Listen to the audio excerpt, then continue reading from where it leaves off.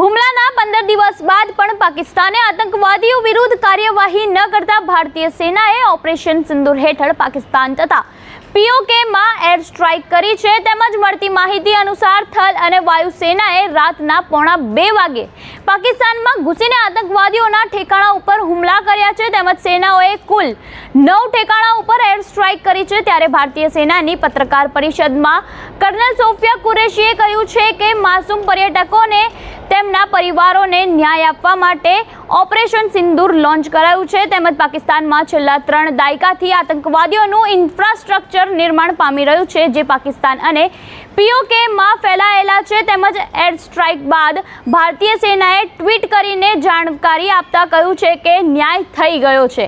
ત્યારે આપનું ભારતીય સેના દ્વારા કરવામાં આવેલા કારનામા અંગે શું કહેવું છે, અમને કમેન્ટ બોક્સમાં આપના મંતવ્ય જરૂરથી જણાવજો અને આવા વધુ અપડેટ માટે જોડાયેલા રહો નવજીવન ન્યૂઝ સાથે।